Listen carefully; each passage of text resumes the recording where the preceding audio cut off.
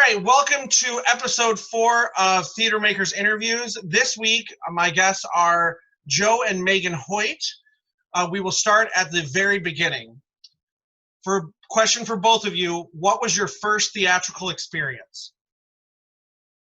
Mine was Annie at the drama group at Bloom, on the Bloom stage, and I played Molly, and I was 5.5 when I got cast. Mine was 5th grade. I was 9 years old, and it was Shape Up Santa, and I was cast as not Santa. John Carson got that. He's still jealous about it. And I was Huey the Elf. Okay. Yeah, my dog in the background.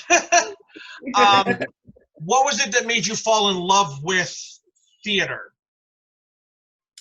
Well, my parents, this is the story I've been told. My parents worked in a community theater out of South Suburban College, and my mom would do like props and costumes, and my dad would stage manage.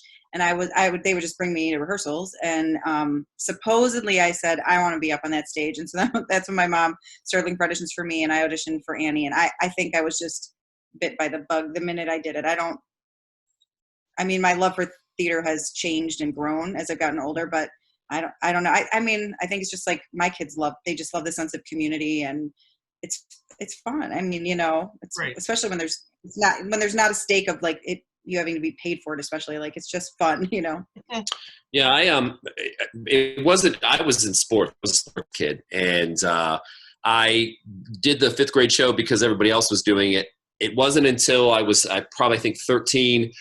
I was a bit of a handful as a kid, and I remember my dad laying on the couch flipping through the local newspaper, and I was annoying him as I typically did, and he saw an ad for an audition at the local community theater, which I didn't even know existed. My parents never went. I knew nothing about it. And he saw this listing. He said, "Hey, what would you think about auditioning for a show at the Yorkville Theater Community Theater and do a show?" And I was like, "Yeah, okay."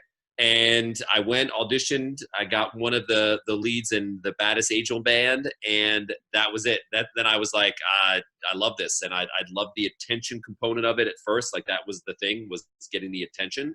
But then I grew to appreciate and be challenged by the craft of it. So that is literally how I started in theater. My parents couldn't find anything, and my mom found an ad in the newspaper for the local theater. They were holding an extra night of auditions to find boys for Gypsy. She said, "You want to try?" And 25 years later. Joe, what was your first directing job?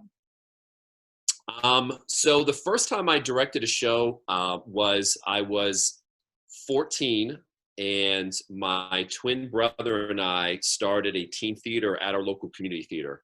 And we wanted more opportunities for teens. I was fortunate enough to be able to play adult roles because I was so tall and I had a deep voice. So, even at 14, I was playing grown-up roles. But we just felt like something was needed. So my twin and I started a teen theater, and they gave us a summer slot in their studio. And we each directed a show. He did an Agatha Christie play. I did a Monkey's Paw. And that was my first foray into directing. And then that's when I knew, oh my God, I love this. And we started this teen theater that continued on. And I remember the second year we did it, we actually wrote our own original show called High Noon on Center Stage, and cast all teens, and teens did all the directing, set construction. Every component was all teens. So that was my story. And was there anything that scared you about the first time taking that title and being in charge? The biggest fear for me, because I think as anyone who knows me well, and it's something that has served me well over my lifetime, but it has also been a bit of a crux, is I'm a very confident person, is the best way to put it. And so I wasn't afraid of the directing component. I was like, man, I could do this. My biggest fear was casting friends and going, I'm going to have to tell the show was 3 people, and my brother was more of a stage manager kind of guy. So everyone wanted to be in my show.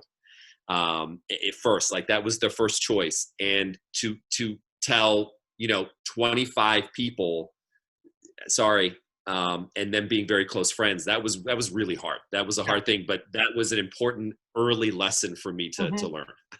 Very, very important. That was actually the next question, is what did you learn from that first time having to direct? What's that lesson that the biggest lesson you've learned that you kind of took with you? Yeah, I mean, it was what do I want this show to be? And I wanted it to be the best show it could be. And that meant casting a kid that I didn't even know. But in that audition, I'm like, he is the role. He is perfect for this. And there were friends that shunned me for a bit because they couldn't understand why I wouldn't go with someone I knew. And then they saw the show and they realized why. So it was about making those tough decisions to say, what am I doing this for? And I was doing it because I wanted to be good at it. And I said, this kid has what I need. And I know if I direct him well, he'll give me the performance that this show needs. And that was the biggest lesson I learned, was to stay committed to your instincts as a director and not be worried about making or losing friends if this is something you truly want to do and be successful at. Now, Meghan, with the first show you did with playing Molly, was there anything from being in that show that the same thing that you've sort of big lesson that you learned that first time being on stage and moving forward? Well, I guess I was also an extremely confident child. Like, if you ask people the drama group, I think the word they use is precocious for me. And I just kind of knew who I was. Like, Tony Labriola has like funny stories about, like, I think the second thing I did at the drama group, I was a like faux stage manager at like the age of 6. And it was a baby with the bathwater. What's it called? Baby with the bathwater. And Christopher Durang, and they did it with blocks, but they used kids as the stage crew, and we came out and we had to move the blocks. Well, I was the youngest, couldn't even really lift the blocks, but I was like the stage manager, and I went up to Tony like through like tech week, and I was like, Kelly, who was the stage manager backstage, she had like the headset, and I was like, why does Kelly get a headset and I don't get a headset? And I was 6. So then they gave me a headset. So I mean, I just think I was I feel like I was just a natural on stage from just a young age. And so I don't know if I can remember what I maybe learned there. I just remember I just would go out there and do it and like not have I had no, inhibitions, because I was just having a good time. And I think I'm still kind of like that on stage. I go out there and I do what feels right, and hopefully it works. Right. Now, Meghan, you went to Illinois State University, and you majored in that would have been called acting. Do you feel that where you are now, you learned more in those classes there, or quote unquote on the job sort of learning? So I was always a musical theater girl, because I have a big belty voice. So all through my professional career as a child, I did like 4 or 5 different professional shows, a bunch at Drury Lane, one at Pheasant Run. I played Annie for like 6 months at Pheasant Run. And I was always a big musical theater girl. And then, in high school, I did, we did straight shows too, but I still was I got great roles in the musicals. And then in college, we only did 1 musical a year at ISU. I don't know if that's changed or not, but the first year I was just in like the opera that they like 1 year they would do an opera and then they would do a musical, whatever. So the second year they did cabaret, and I was only a sophomore and I got Sally Bowles. But that, I think, was the last like real big role of a musical I did in college. So I did, some Chekhov, and I did Dancing at Lunasa. And I feel like those shows really taught me the fundamentals for acting. But I think, oddly enough, my work in community theater the last maybe 7 years has taught me the most, I think, in my craft, for this craft, because I've gotten to play some roles either that I might not play professionally just because of my look or whatever, or I've just really gotten to play some really, musicals or non-musicals, some really interesting and difficult roles. And I don't know if it's because I'm older now and I have more life experience, but I do feel like the last 7 years I've grown, and it's been community theater, which I think serves an amazing purpose in the theatrical world. I think I've really, really grown as an actor because of the roles that I've gotten to do in the last couple of years. Okay. Before you went into directing, Joe, whether it be that time when you were directing as a teenager or once you started directing as an adult, did anybody give you any advice that you really held on to, or that you've held on to all these years? Yeah, so Bob Miller, when I attended a performing arts academy for 2 years, my junior and senior year of high school, Bob Miller was a professional from New York who our school district paid to come and run this sort of charter program. And you had to audition to get into it. You had to pay tuition. I went to the school where the program was held, so I was able to go tuition free once I was accepted in. But he gave me some advice because I started directing some one acts there. This was obviously post starting the teen theater, and he had said to me when it came to directing to not be afraid of making the tough decisions. And for me, that was something that was always important for me to sort of hold on to, because it's not just about making the tough decisions in terms of your casting. That's sort of the easy thing that I think your brainwave goes to for directing, but it's so many other decisions that you have to make along the line in terms of molding and crafting the performers, the talent, the direction they're taking characters, how much freedom do you give them, learning how to treat different actors differently because you have to. Some you have to coddle, some you have to be very firm with. And then when I went to college, I think the biggest impact and influence I had was my acting mentor and directing mentor, Greg Mock. In college, he taught the Acting 1 class, and the program was exploding at the time that I was there in the program in college. And his class had grown so large in Acting 1, there was no way he was going to be able to direct all the Acting 1 scenes. So as a sophomore, he came to me and asked if I would take over half of his class. So I started directing the Acting 1 students as a sophomore, and that became a regular thing for me there. And I remember him telling me, he said, you're going to get some of the biggest challenges you've ever had because you're going to have to find new ways to communicate with actors. And that's the biggest thing that he taught me. And it's where I created my system of analogies that my high school students mock me for, but they love me for it, because I'll start an analogy and they'll look at me like, where the hell are you going with this? And then I will get to the end of it and they will realize what the message is. And it's so easy to use analogies. And that was something that he encouraged me to do. He said, you got to speak a language of your actors. And I remember I had an actor who was a NASCAR fan, and his acting partner was so good and he was not. And I was trying to explain to him the idea of him having to sort of lift his energy and stay with his partner, that wherever his partner went, he had to go. And the analogy I used was drafting in NASCAR, the idea of getting behind another car and allowing their energy to allow you to drive through clean air. And you could just see his eyes just, and he got the message that he understood. Yeah. So that was a big thing that he taught me, was to learn to speak the language of your actors, to be able to communicate with them in a way that they will understand. Now, do you, and I don't, this could be an interesting question for you. Do you prefer to be on that side of the stage as a director or on the stage as an actor? And has it changed over the years?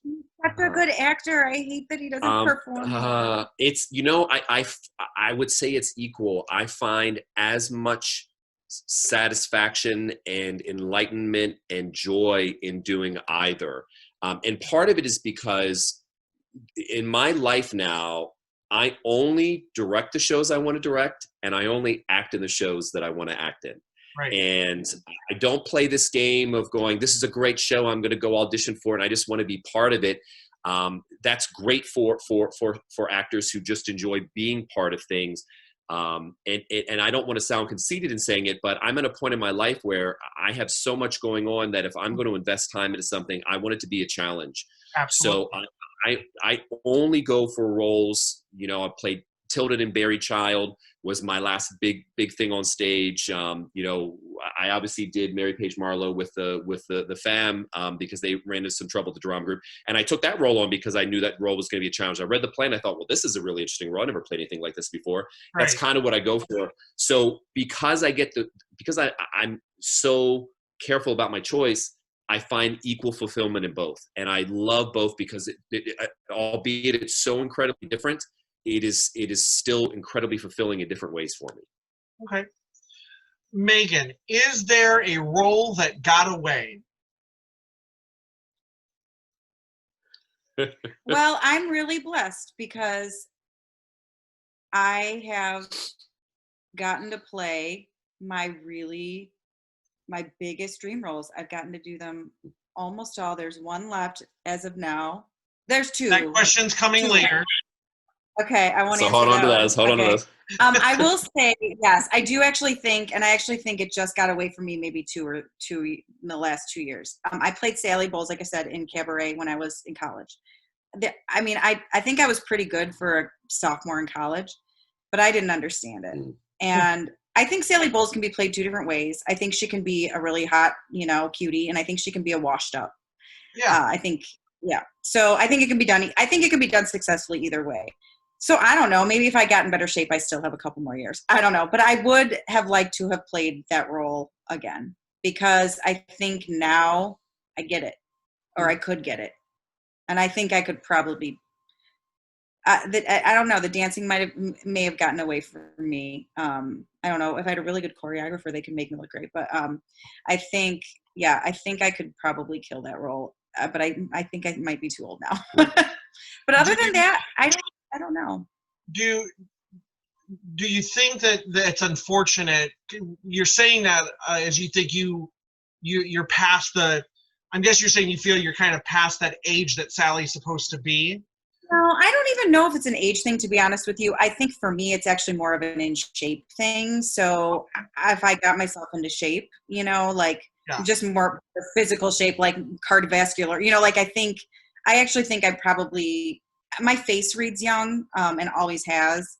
And I actually think was some of the problem with my struggles in my 20s.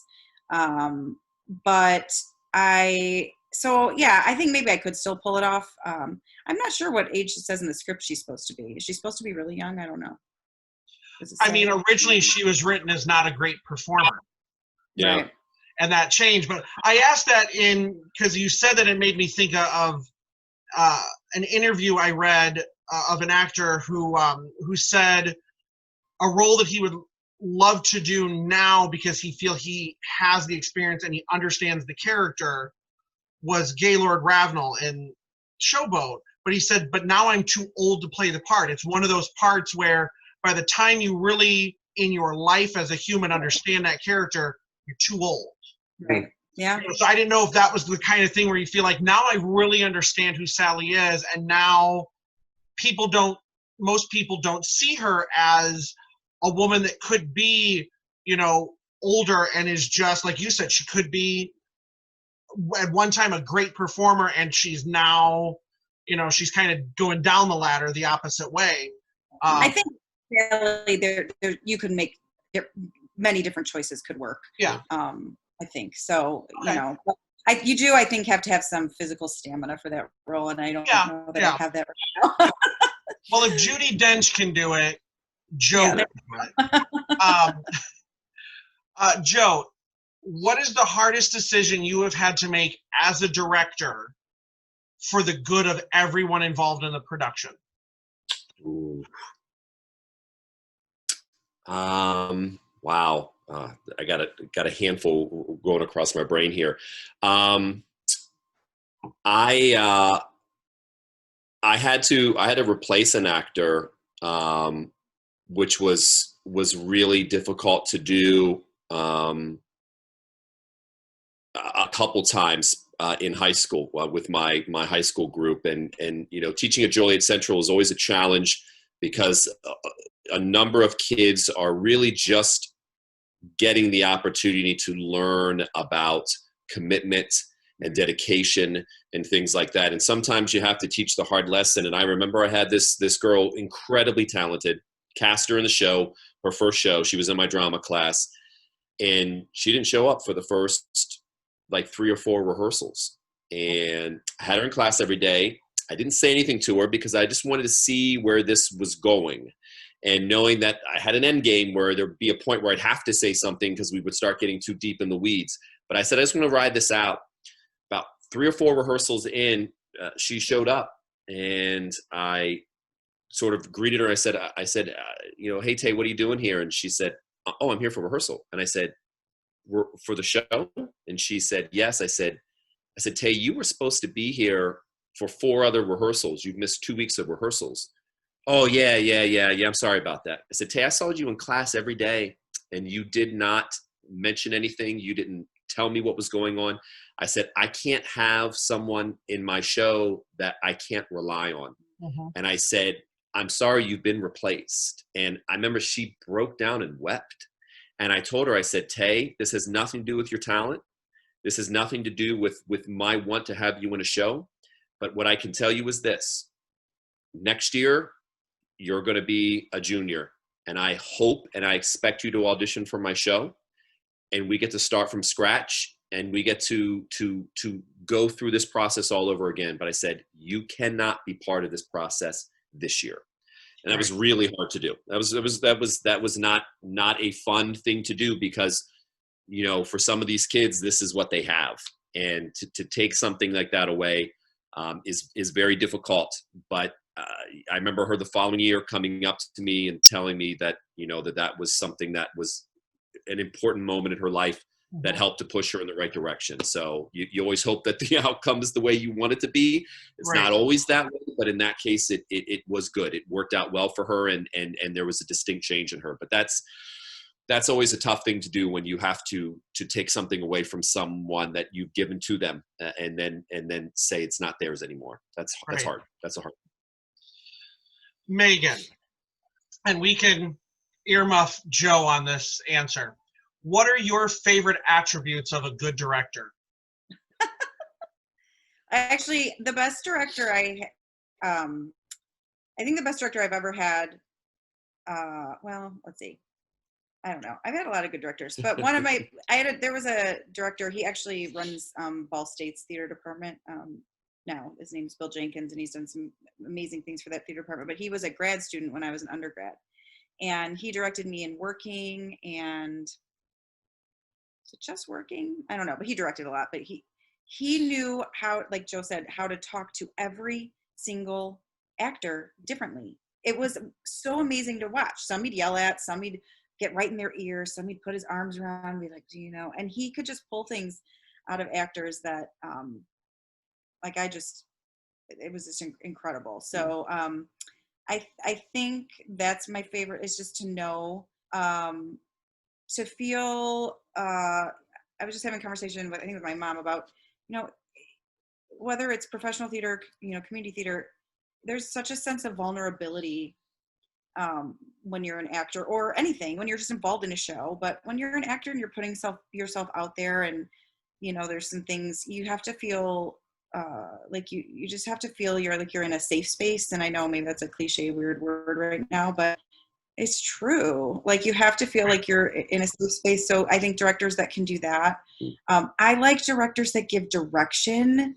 I find so many times in community theater, especially, there's great directors that produce a great product. But I think for the actors maybe that do have a little more experience, or perhaps, you know, they don't have to worry about as much, I like being given direction, talked about, because I might be doing something and it might be working, but what if there was something else that could be explored? And because that's the fun part of it, is to explore, you know, different things. And so I definitely, I want to be directed. I want to be, you know, I don't want to be told what to do, like move here, you know, on these exact words, but I do want, I like a lot of character work. So. Okay. Where are we on the list? Joe, what do you look for when you are watching people audition for you? So I think the first thing that you notice right away is preparedness and comfort. How prepared are they, and how comfortable are they? From there, what I start to look for is I don't want to say the it factor, but it's the spark. It's the feels.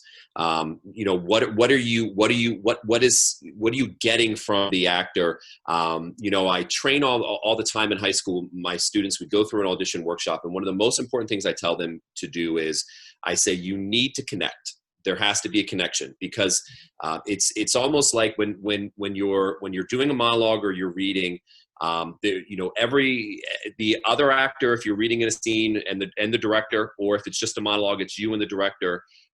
You are the sound, and I'm the receptor. And what am I receiving from you? What kind of signal are you sending out that I'm getting, that is giving me some indication as to the emotional the emotional vibe that you have. What are you trying to get me to feel? And you either have to do that with a partner, and that has to radiate, or you have to give that to me through a monologue performance. So those are the three biggest things, and it's often a very difficult thing to sort of put into words, because there are times where someone will audition and there's something the director just feels right about that person. Mm-hmm. And sometimes there's more wrong than there is right, but that right is everything. And I've cast actors where people have said to me, I can't believe you cast so-and-so. That is a huge mistake. Mm-hmm. And I just can't wait for those people to come see the show and for prove them wrong. And it inevitably happens.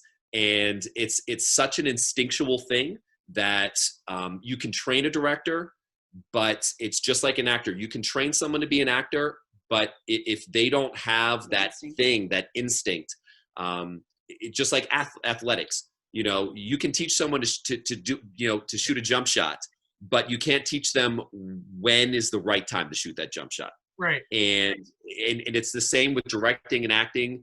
And I just feel like that's something I've been blessed with, that I can feel that. I can see the right that I need to see in the auditions to be able to put people in roles. And then when you see the final product and you sit there as a director, people say all the time, like, you watch every show?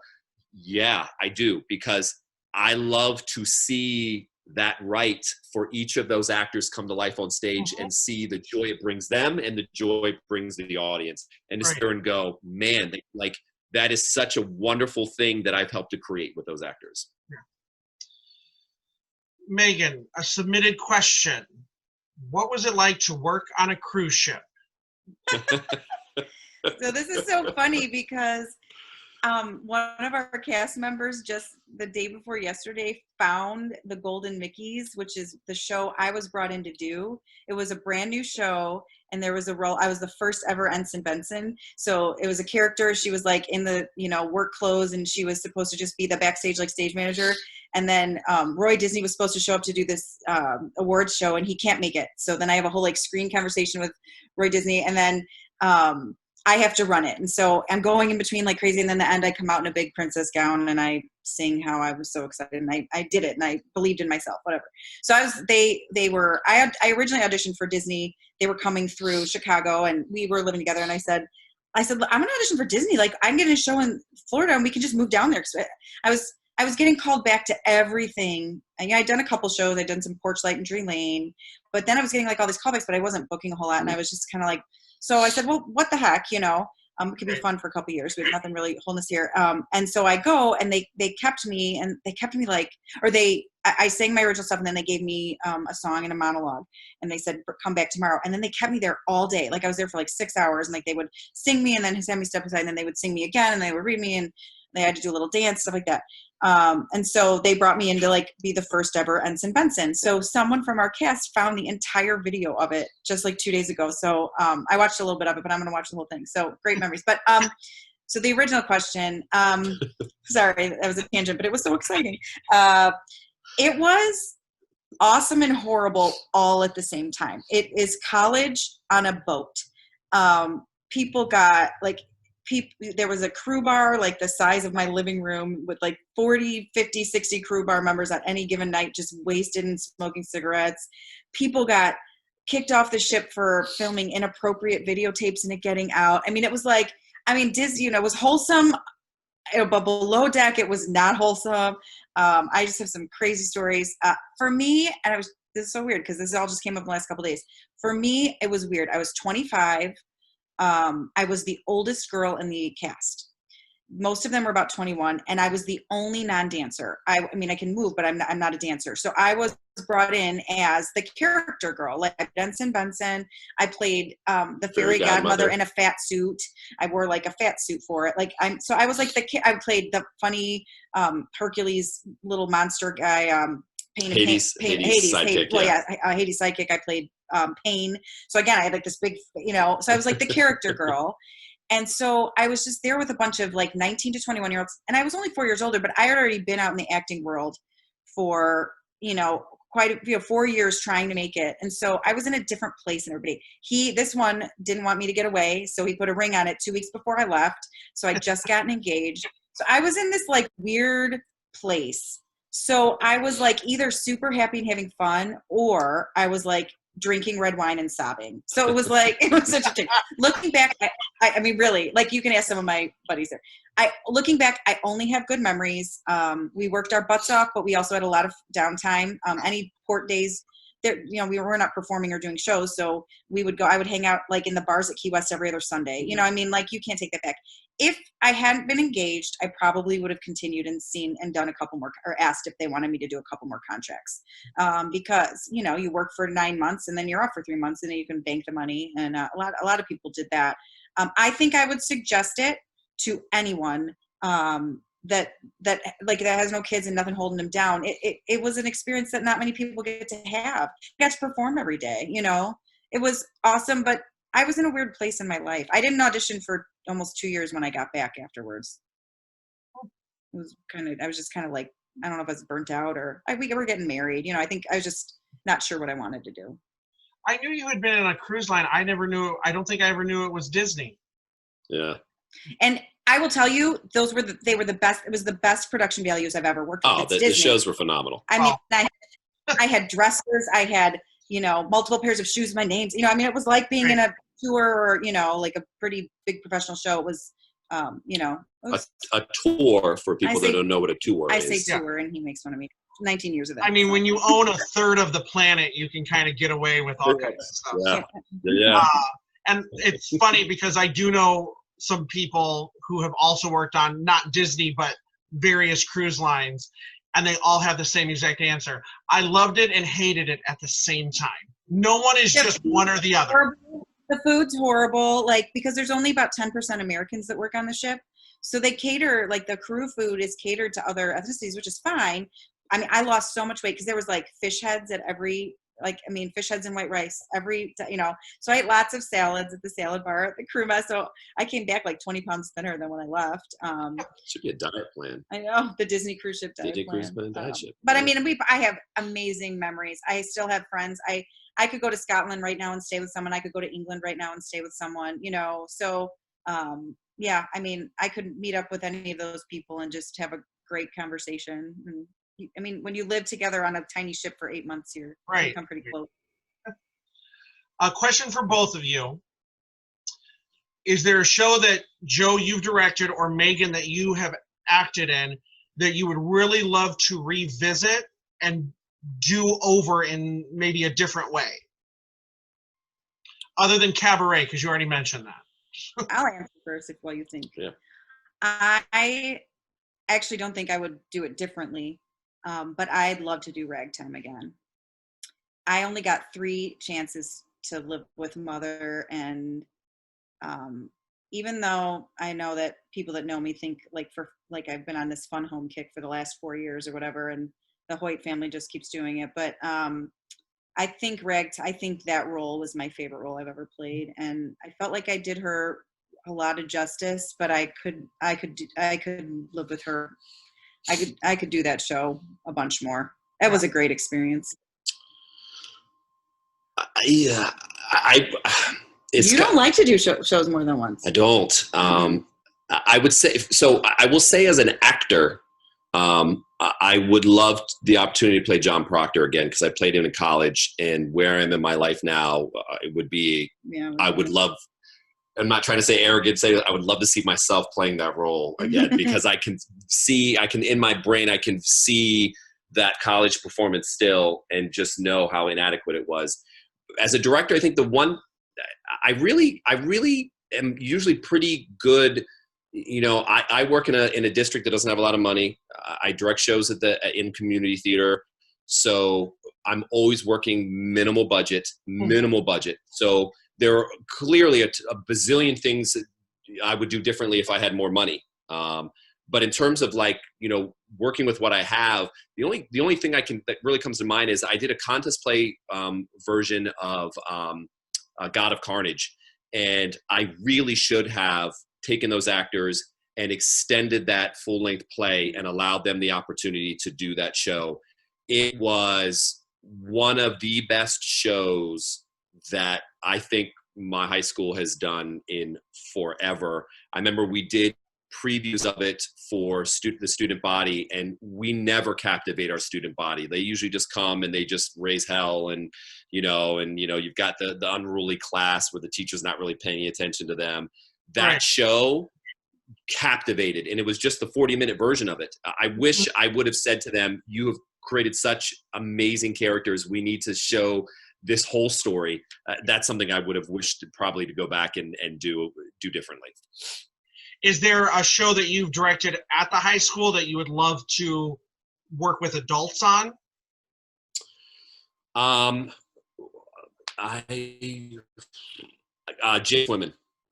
Jake's Women. I did Jake's Women in the Round at our high school, and it's a show that many people aren't familiar with. Alan Alda did it on Broadway.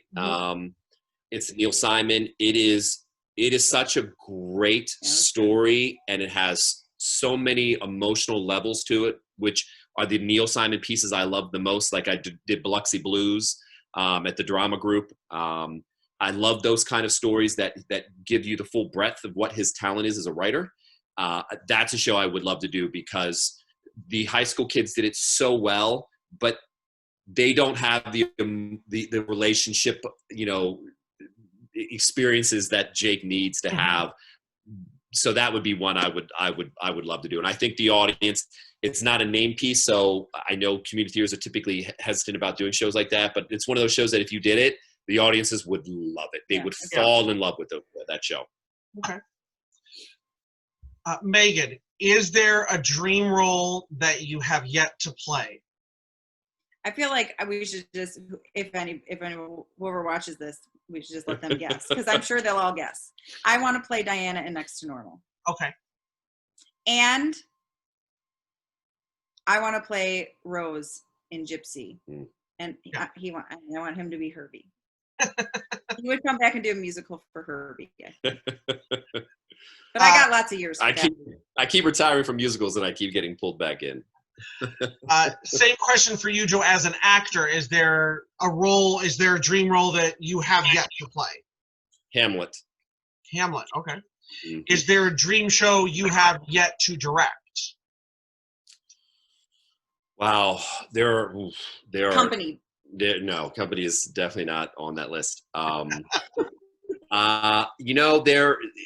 It's been a while since I've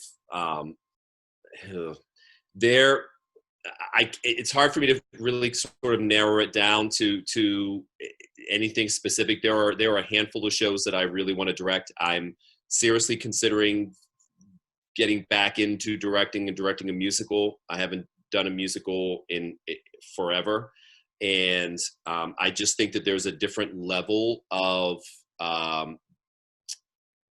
directing. There's just a different element of directing that's incorporated in that, because of where you have to get the actors to go, not just in dialogue, but also in the music itself, and the way the story is told through song. So and then collaborating and letting other people's visions sort of come into your fold. I'm a very selfish director. And I think it's probably important for me to kind of get back into that arena where you have a musical director and you have a choreographer, and allowing that work to to collaborate and weave your way with their visions as well. So I don't know there's a specific show, but I still have a lot of time to direct. So I've got a lot that I have on my plate that I want to put out there. So I thought for sure I knew the answer to that question. What would you say? Sure, Glenn Ross. Yeah. So MJ Renzi, the drummer, and I have talked about that a number of times. That is definitely a show that is top 3 of shows that I want to either be in or direct before my time is done. That's sure. One of the few you just want to be a part of the show in some way. I just, that is for me the penultimate mammoth show. That is, a show that does not get done that should, because I believe it's one of the top 3 greatest plays ever written. Yeah. So I thought for sure that was going to be the answer, because that's all I've ever heard since I started doing shows at the Drama Group. That's either Joe or MJ. They're going to do that. It's on our bucket list for sure. For both of you, what are your biggest pet peeves about? I have this written as, what are your biggest pet peeves as a director or an actor, actress about other actors and directors? So I'll start with the first one. What are your biggest pet peeves, Megan, about other actors?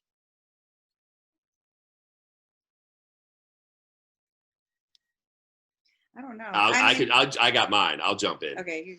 I don't like selfish actors. Well, I don't like selfish grandstanding actors. I don't like actors that are me. I just did a show at the Drama Group with Megan and the kids, and my acting partner Sarah was everything you want in an acting partner. So giving, so trusting. And when you have this sort of this selfish actor that is so concerned about what they're creating, they never realize that it's not about what they're creating, it's about what everyone is creating. I remember going and watching a rehearsal. I said to Chuck Cairns, I said, I need to come in, I need to see a rehearsal, because I got to see what you've created before I can even start to make decisions as to what I'm bringing into this, because it's everything. It's everyone is being molded into this big piece of clay. You can't be on your own. And I just selfish actors really bother me. I mean, the thing that jumps right to my head is actors that give other actors notes. That's annoying. Yes.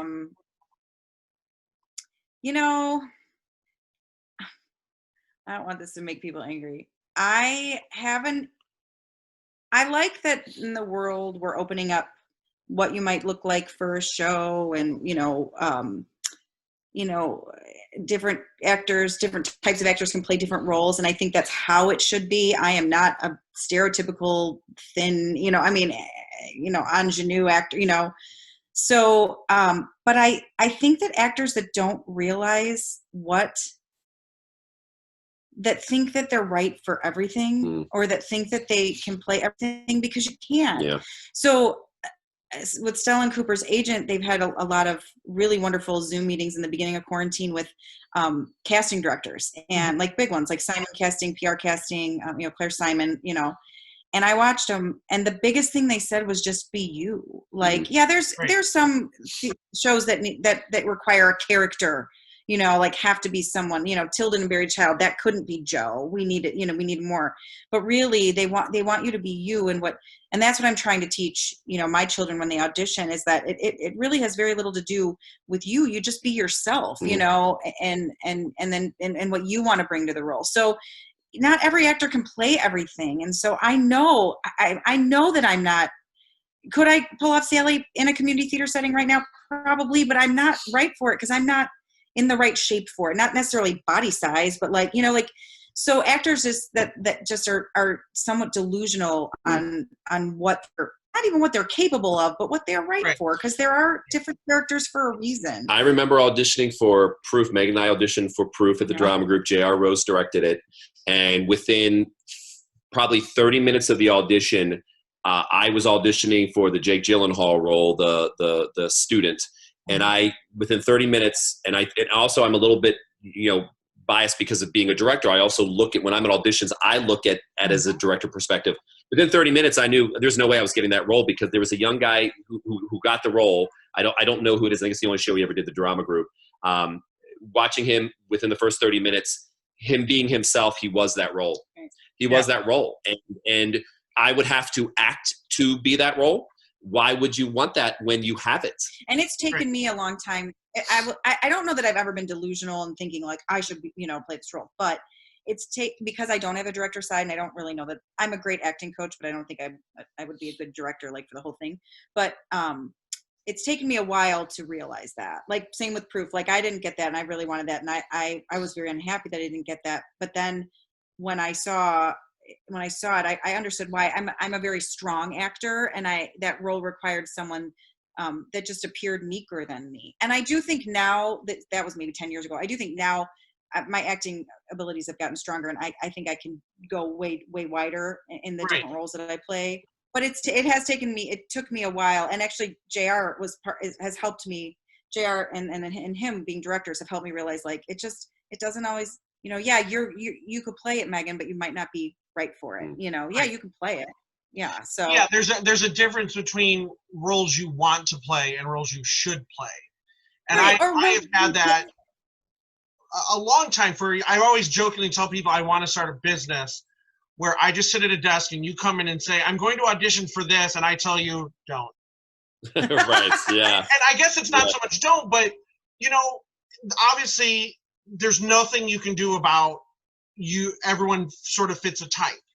Yes. And this kind of, you kind of brought this up earlier, Joe, and I said, something came to my mind. I said, well, I don't want to call it out, but it's not a bad thing.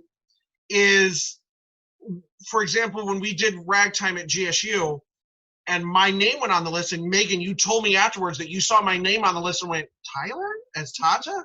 Because only people had known me as playing funny characters. Right.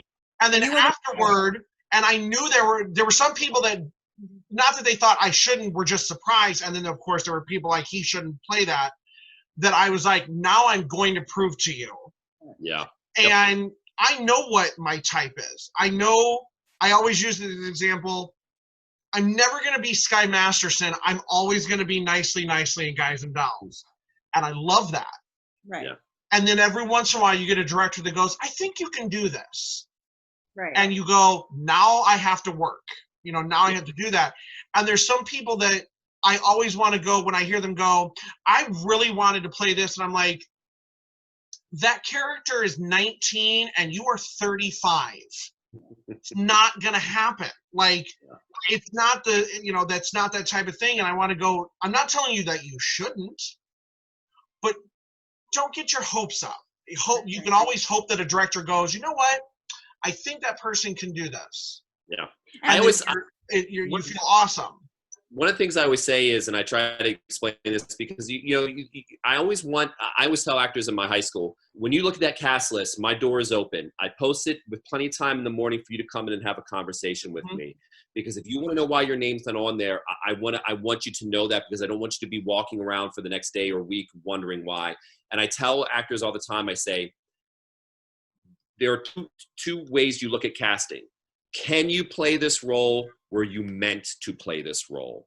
And sometimes I have actors that can play the role, but I have someone who was meant to play the role. Right. And that is my way of saying, you are talented enough and capable enough of doing this role. It wasn't that didn't get you cast. It was because you were up against someone who was meant to play that role.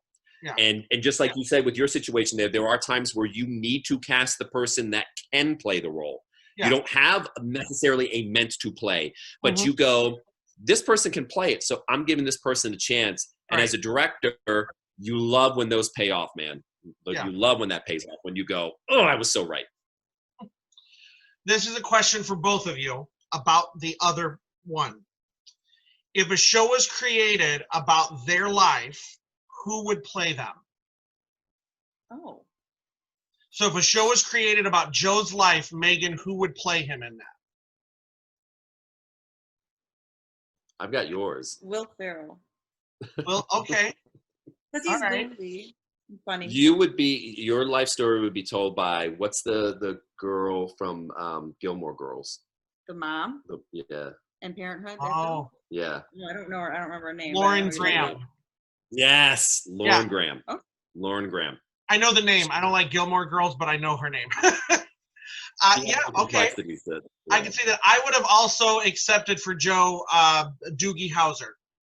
Yes, I got that for a while at school. Yeah. At school, I got that for a while. Yeah. Actually, I might take it back. What's the dude from Glee? Matthew. Oh, Morris. yeah. I can see that too. Yeah. Okay. Joe was prior Glee in the bow tie and vest and jeans look. Yeah. And then he stole it from Joe. Yeah, and then Glee came out, and then so everybody would say to me, they would be like, "Oh, you're like the guy from Glee," and I had to change my style because I'm like, no, I was that first. I was the drama teacher that dressed like that, and then the show came out. I was like, oh, great.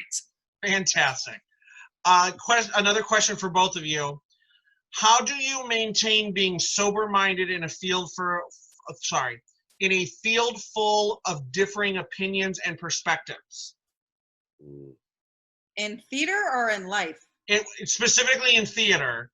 I'm not going to ask about life. We don't have enough time. Yeah. But, because I thought about this. This was more of a question directed at a director, but even as an actor, you have to deal with how that director sees it, how the other actors view things, whether it's your character, their character, or the show, and how they do that. So I think I've also gotten better at this in the last 10 years. I'm a really outspoken person, and I'm a very opinionated person. But I've had, and I think 10 years, coming back into community theater after professional theater, you have no say. You just, Mm-hmm. and I do have experience. I worked a lot, and so when I got back into community theater, I think I was way too outspoken, either behind the scenes or to the director, and it is my show. It's our show, but it's not my show. And I think I was wrong in some of those cases. I've gotten better. I'm not perfect at it, because I still have some strong opinions, especially in shows that I know really well. So I don't know that I always keep a sober mind with differing opinions. But I've gotten much better at it. And I will say that I will always try something a director gives me, always. And then I will also let them know if it feels really uncomfortable. Right. And if they, and maybe some other, and sometimes it feels great. And I'm like, wow, I thought I would hate that, but that works. Sometimes it hasn't worked at all and I still feel uncomfortable, but they really want me to do it, and I do it because they're the director. And I try to trust if they say it looks okay. That's hard. Again, it's all about vulnerability and feeling safe in a theater. Right. And I think most of the community theaters I work with, I think for the most part, the directors have made me feel pretty safe. So yeah, I feel like for me, it's about, this is just kind of a general life lesson, is just recognizing and knowing that you can be wrong sometimes, and correcting those wrongs. I think a good example is, as Meghan and I have sort of traversed in the world of coaching our children for professional auditions. I remember us having a conversation, when they were getting, auditions for movies and TV shows, and I was like, I know all that stuff. I teach that in my drama class. We do camera acting, film acting, things like that. And Megan was like, no, you don't know it well enough. And then I sat in on Zoom preps, where we paid professionals to do it. and it became very apparent to me there was stuff I did not know. We're not film actors. Yeah, so Right. we're learning that process along with our kids, but it's the same in directing. It's like you work with a director that's really good, and you go, well, what? Like Stella probably hated me when she worked with Gary Griffin at Victory Garden. I was constantly bombarding her with questions. Okay, so what did you guys talk about? Like, what did you guys do in rehearsal today? Like, and I was just a sponge of trying to get that information from her, because, people that do it well, you have to be willing to learn from them, but you really have to collaborate with your actors, be willing to collaborate, but you have to be willing to go, you know what? I told you to do this. It was wrong. You were 100% right. Let's try something else. Right. Another question for both of you. How do you approach learning your lines? He's different than I am. I need so many people that everybody learns differently, just ways that I think are insane to ways that I go, oh, that makes sense. I have to have it blocked. Now, again, in professional theater, you kind of have to arrive off book. But for community theater, I have to have it like, I read through it and blah, blah, blah. But then I need to get it on its feet before I can get it memorized. And then I can, once we run it a few times, then I can go home and just, I don't know, I've just used my hand and just go over and over and over again. This one is off book before he steps foot in first rehearsal. Yeah, I just and he's pissed if our kids don't. I'm obsessed. When I get a role, I'm obsessed with learning the words this person speaks. Mm-hmm. And I try very hard to do sort of the rote memorization technique where, I'm not attributing, specific line readings. I'm understanding the importance of the words that they're being said. I teach my actors in high school that almost every line you speak, there's at least one important word in that line, and you have to know what that word is. I pick it up very quickly, but having worked with kids that, that are challenged educationally, I have kids that have laundry lists of IEPs, and they're like, I can't memorize anything. The technique that I teach them is I call it the 3-tier technique, and the way the tiers work is this. I want them to read the script, but I want them to read it out loud. And as they're reading it out loud, so it's processing through their brain through their voice, they're hearing themselves say it, and then they're typing it into a computer, so that the brain is processing it 3 different ways at the same time. And that way, regardless of what kind of learner you are, you've got every area covered. Okay. And it is amazing, the results in that. So anyone who has difficult memorizing, please trust me when you try that technique. I should write a book about it. The 3-tier technique, and my kids, I've never had a kid step up to do their monologue in 30 to 45 second monologue in acting 1 and not be memorized. Because it gets your brain in every part to get those words. So some people have a knack for it, but a lot of people don't, and it gets very intimidating. But if they try that technique, they find a sense and semblance of confidence for it. In that same sort of, along those same lines, how do you approach the emotion, whether it be anger, sadness, that sort of thing, of a character as you're moving towards it? Are you because I found that when I ask people that, everyone comes up with a different way that they sort of approach, I'm supposed to be, or I want to be sad here, I want to do this here. How do you approach that? Or better yet, I should say, when you're in the middle of performance, how do you bring that emotion to the forefront? So I'll tell you mine after. It's very stupid. Okay, the way that I approach emotion. Mine. I don't know if this is going to be considered stupid or not. I envision scenes being pencil sketches. And the reason that they're pencil sketches is because in the midst of the scene itself, you can have an outline idea of where things are going to go, but no performance should ever be the same one night to the next. Mhm. It will in its totality feel the same, but there should be nuances that occur, because as I tell my actors at high school, I say, if you are in a scene where you are breaking up with someone, and for the first week of shows, you have this steady girlfriend that you're with, your emotional mindset is that you're not connected to a moment like that, because you're in a really happy relationship. But if you come in to do a show Saturday night having just broke up with your boyfriend or girlfriend at 12 o'clock that day, I guarantee you your emotional connection to that moment is going to be very different. Mhm. And your acting partner should feel that. And it doesn't change the show, and it doesn't change the performance. It just adds a different element, you know. So I always look at his emotions in the scene as being a pencil sketch, so that you can erase something and re-sketch it. You know, my acting partner and I, Sarah, when we did this just one scene in Mary Page Marlowe, we would talk after every show about what was felt in that, and we would remark on little nuances and things that occurred in that scene, that the scene stayed the same. There was nothing that was changed in it, but there was just a different emotion here or there that made that scene just a little bit different. And you have to be willing to be able to react to that, so that you're not writing a permanent marker, because then that does your partner no good in a scene. I know some actors, pull up thoughts from their past or things like that.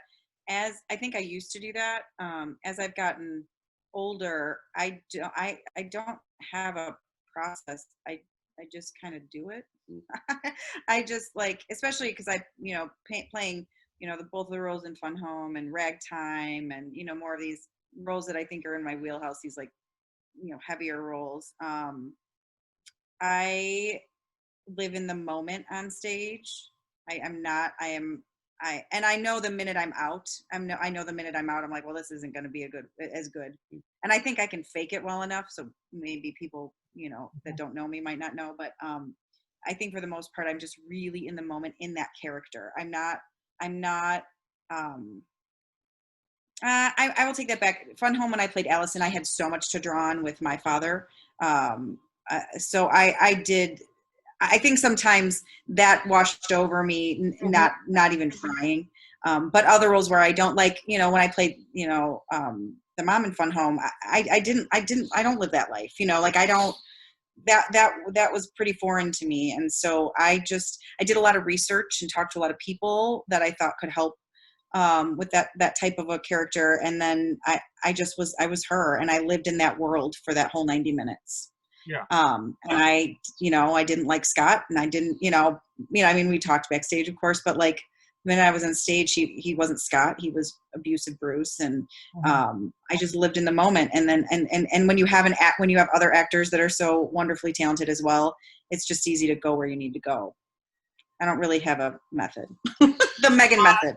This is the third unknown member of our... Oh, sorry. Nobody can see it. I'm just twiddling my fingers. Trust me, I'm down here doing the same thing with things, just twiddling them in my fingers. But I ask that because I had someone ask me, and I never thought about how I thought of the emotion of a character before.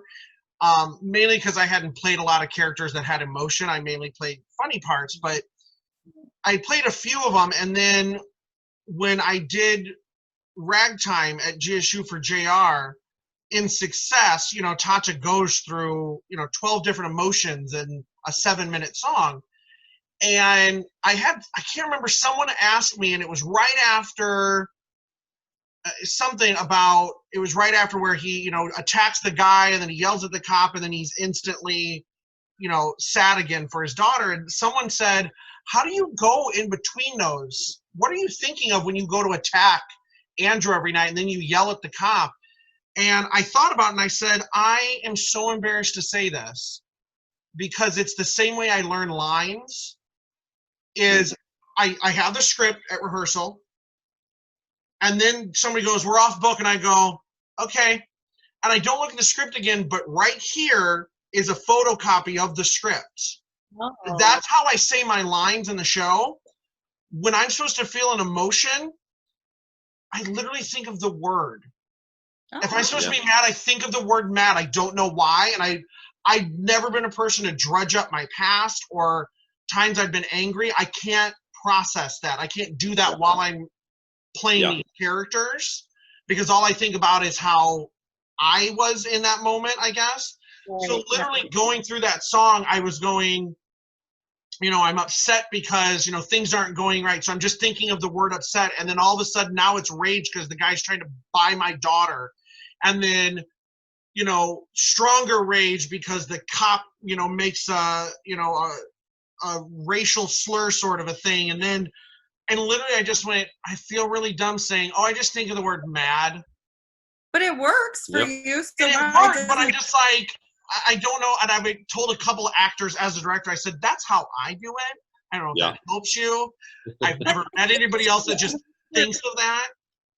It has to be your own personal process. it really, really does. Well, I think the thing that helps actors is that they hear how many different approaches there are. Like my emotional output is just listening. I literally just listen to the other actor, and in the midst of my character's experiences, I react to what they're saying. And if I'm supposed to be mad, I'm sure they're going to say something to piss me off.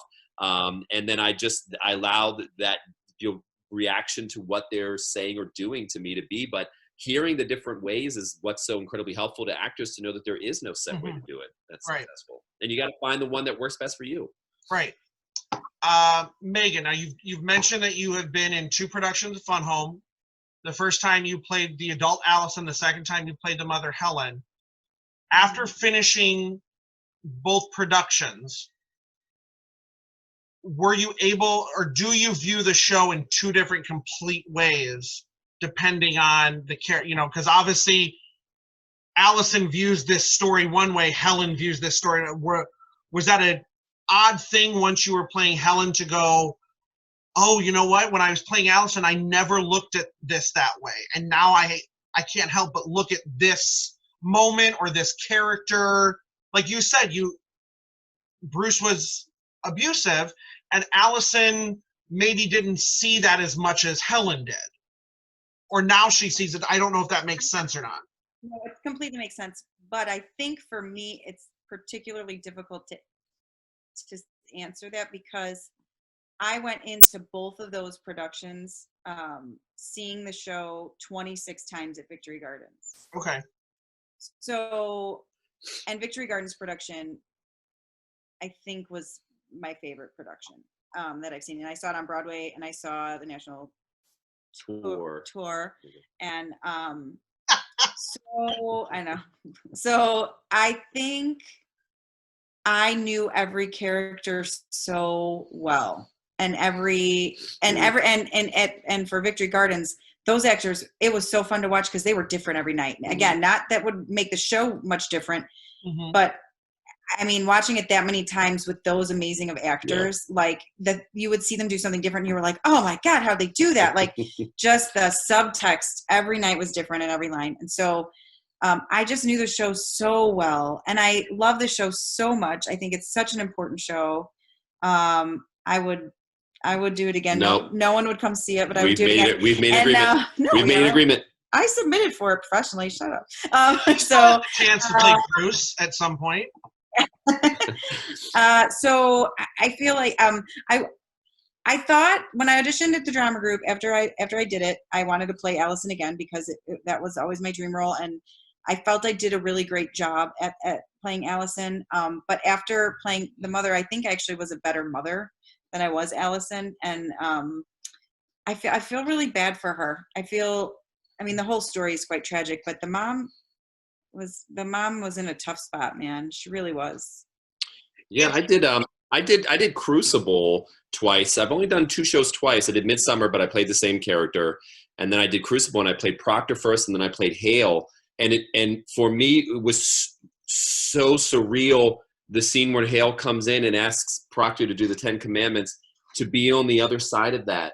And I remember the first rehearsal doing that, just how stark that was to me, that to realize that I wasn't the one feeling uncomfortable in this, and a necessity to defend myself. and to come out of this meeting unscathed. I was now the one going there going, oh, this will be easy. We'll clear those guys. We'll be good to go. We'll be out of here. And having to separate that feeling of uncertainty and fear, because Hale didn't feel any of that going into that. And then it wasn't until after that moment that now there was doubt. That was a really difficult thing for me to do, because I'd done it in college, and then I was doing the show professionally, and I was going, okay, don't look like a jackass here, because you're feeling things you're not supposed to be feeling right now. So that would lead me to a question of, have either of you played a role that you just thought, you never saw yourself playing, or this is not my type of role, that ultimately by the end you went, I am really, really happy I played this. I understand why I play it now. 2, I did 9 at the drama group. Okay. And MJ cast me, I can't remember the characters' names, but he cast me as the sexy one, and I don't consider myself sexy at all. So, Carla, is that her name? Carla, maybe? And I had to do the song with the sheet. Yeah. And I think I did it. I think I pulled it off. And then I think one of the moments where I realized I was an actor that could go beyond myself was the witch in Into the Woods that SLATE did. And I knew I could play the witch in the dress that belted the songs, and that's what I do. But about a week and a half before we opened, I don't even know if JR knows this, when I'm trying to be, the ugly witch in the, beginning, I was like, I can't do this. It was so not me. And I never played a role that was a character. And I was like, literally having panic attacks. I'm like, I can't do this. I'm going to be horrible. I sound so stupid, and I'm not going to be able to do the physicality for it. And I really was really scared about a week and a half, right before tech. But I did it. I pulled it off. I just kind of buckled down and went as far as I was capable of going. I think now, because that was at least 10 years ago, I think now I could go even further. But other than that, I don't know. Yeah, I've probably got 2 as well.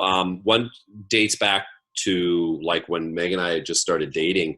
I was workshopping a show that eventually we put on. So I wasn't necessarily expecting to play the role when they did the actual production of it. It was a original show called Simply Touching, where I was playing a young man who was sexually abused by his stepfather, runs away, and through self-discovery discovers and realizes that he's gay. And he was, the character was made to be rather effeminate and very vulnerable. And that was a very difficult thing for me to do, because in workshopping, it was more of just kind of understanding this character and just sort of, I was like, oh, I'm here helping this director out with the writing component, because I write as well. So he knew that, and that was, but then as you start to do this character and you start to understand this character, and we always say it's one of those difficult things, being a straight man playing a gay character. That was a struggle that I had as well. But the director said, you've been with this character so much, I trust you with this. And it was just an incredible experience for me as a just learning about this character and his life. And then the second one for me was when I auditioned for the role, not knowing I was ever going to be able to play it well, was Tilden in Berry Child.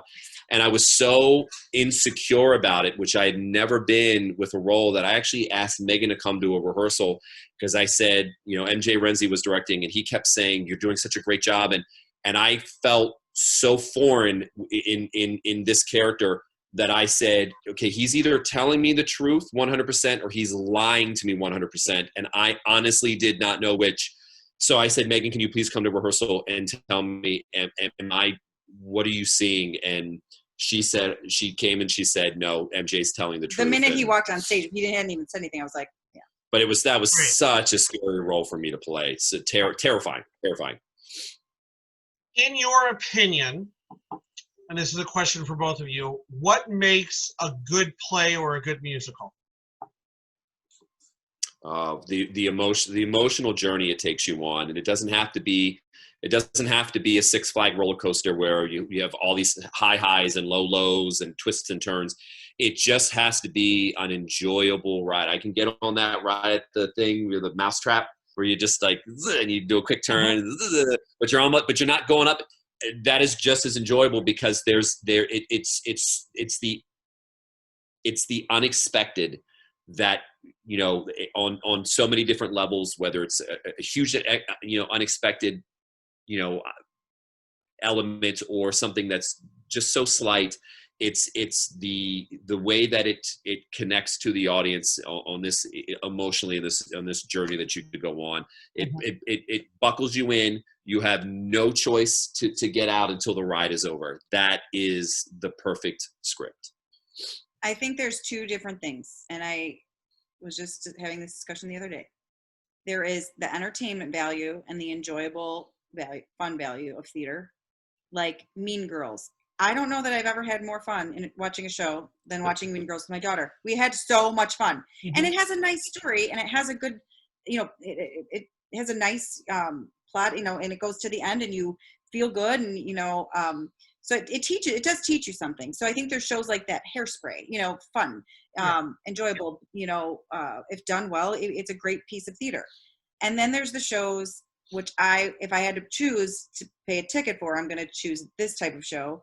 Are the shows that make you feel and think about humanity and life and other people's struggles and other people's journeys that are not your own. And that, I think, is what's important.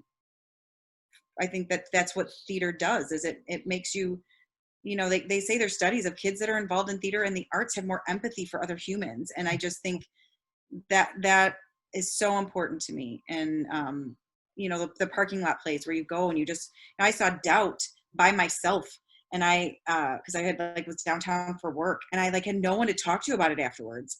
And so, I was just talking to people on the street as I was walking, because I wanted to talk about what what we felt in there all together. We all felt, I might not have felt the same thing, but we all felt something and we all learned something. And that's what does it for me. Well, it's like the trip we took to New York. We saw Spring Awakening and we saw Avenue Q in the same trip. And I walked out of both of those shows feeling emotionally satisfied. But I don't know, you can find two completely different shows. Right, yeah. So they both took me somewhere, just in a very different way. Speaking of, just because whenever someone talks about Spring Awakening, I always say, I think the best, there's always those moments in a show where you go, that thing they did was just perfectly acted. I talked to JR on his interview about Caroline or Change and watching Reggie eat latkes that weren't there. And just looking at her and going, I honestly believe she's got them in her hand and she's eating them. Reggie can do that, yeah. and I've never seen, you always see people eat fake food, and it's always so unbelievable. And something about the way she moved her jaw, and I was like, I would have thought they were on the plate. I always go to, and this is just to kind of boost your ego a little bit, Joe in drama group Spring Awakening, at the funeral, when he came up and put his hand on your chest. Now, I wasn't the biggest Spring Awakening fan before then, because I don't like Leah Michelle, as apparently a lot of other people don't either. But I didn't listen to it a lot, so that was my first time seeing it live. And I was with some friends, and it was just right when he put his hand against you and you broke down. I was with my friends, and I started crying, because I was just it was just that moment that nothing else in the show, and there's a lot of emotion in that show. Really, I don't know why, it was just that one, and I think it was your character had been so stoic all the way through, not just the dad, but all of the male characters. And then in just that part, it was like a flip, and I just went, oh God, and I just started crying. But that's what makes me think about it with. Yeah, that was one of the hardest things I ever had to do, because playing the multiple characters, I have that extreme breakdown, and then I have to go off stage, and I'm the first to speak in the next, and I'm the schoolmaster in the very next scene. And I used to tell Kurt and Tammy, I said, I would have almost migraine headaches from it, from having to because I was never able to resolve. It's always like, if you think of that little kid that gets in trouble and he's doing that weird breathing thing and he's crying, and you had to give him some time to calm down, because if he tries to talk, he does the talk like this. Right. I never had the time to resolve out of that, to be able to come in and be just the plain, sort of, mean school headmaster. And that took a toll on me. That really did. I don't know. And if you see the Broadway version, the guy on Broadway did not play it that way. He did not play. He did not get as emotionally in depth into that. I don't know why I did. I just felt the need to do that in the moment. But man, if I would have had to have played that much longer, I would have had a total breakdown. That was hard. Had Cooper been born by then? Yes. I mean, did that come into your mind at all in that moment? Okay. That was the moment for me. Okay. Because I feel like there's times where I've watched things, and again, I'll do the same thing for Megan in thinking of Grey Gardens, watching it and completely forgetting, one, that I know you, two, that you were playing a girl that was at least 10 years younger than you. And I would have I think I don't know. But I forgot. And I don't know if it was just the way that you were doing it, that I just kept going. I kept forgetting, and every once in a while in my head I'd go, oh, that's right, that's Megan. But then I quickly right back out of it and go, really, that whole show I forgot who some people were that I knew. That was a good. But that was one where I was just like, yeah, totally forgot. She's not the age of that character. She's not. That's the best compliment you can give a. Yeah. Yep. That's the sort of thing. So, what do I have? Now, Megan, you kind of already answered this question, but if you have more to it, question for both of you: what do you think are some of the most important lessons that theater teaches? Now, you kind of already mentioned empathy. I've got that one before. Is there any other ones? I think it allows you to understand other people's experiences, other people's stories, and other people's truths.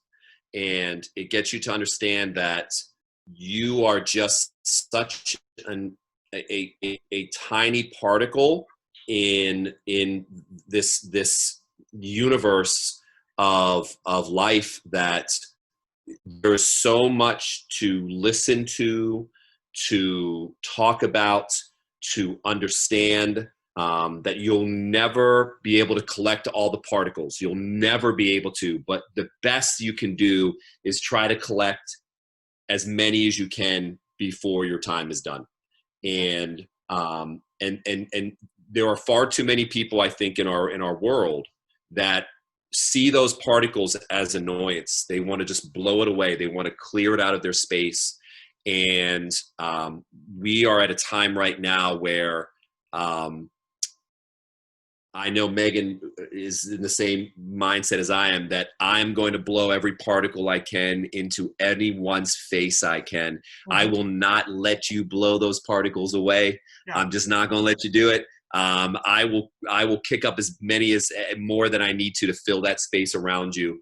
It's just because that is the truth that theater tells, and it tells stories that are oftentimes just not told anywhere else in a viable format that allows people to be able to digest it.